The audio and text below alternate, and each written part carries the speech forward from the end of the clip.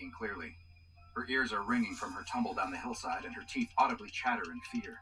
As she debates her next move, trying to make sense of the nightmare she's found herself in, she suddenly notices something.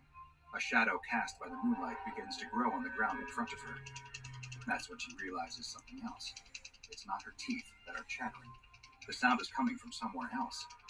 She stands up and turns around to see a huge skull slowly rising up behind her. The giant skeleton, this one even bigger than the others, reaches out towards her. The girl closes her eyes, preparing to meet her fate as the skeleton starts to shriek. But it's a different kind of sound. She opens her eyes and is almost blinded by the intense white light on the skeleton's face. It sounds like it is shrieking in pain from the light being cast on it, and she's forced to turn away and shield her eyes. As she does so, she sees the source of light. It's a man in a uniform. He looks like some sort of tactical police officer, but instead of a gun, he's holding an enormous flashlight that he's pointing at the skeleton.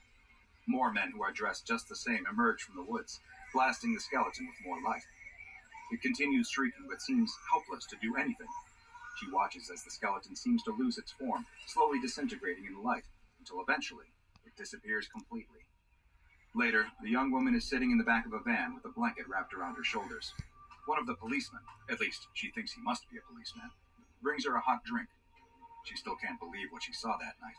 The monstrous creatures that killed and ate her friends. It felt like it wasn't real, and she was watching a movie play out.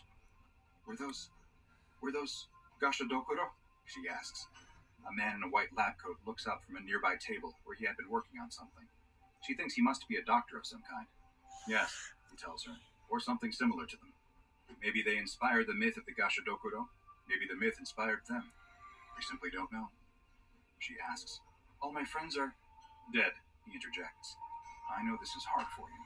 Getting chased by giant anomalous skeletons and watching your friends eaten alive would be tough for anyone to deal with. The young woman starts to sob, the weight of the moment finally hitting her. But I have some good news, he tells her. She sniffs and looks up at the doctor. Believe it or not, I've seen this thing happen a lot. And you don't have to worry, because you're not going to remember any of this. Ouch, the young woman cries, and looks down to see that he has jabbed her in the thigh with a syringe. She tries to push him away, but she's already feeling weak and disoriented.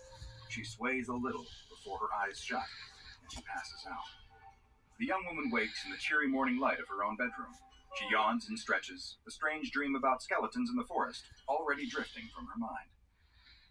Konnichiwa. I'm Dr. Bob, and today's file is a terrifying anomalous entity referred to in Japan as the Gashadokuro, but known by the SCP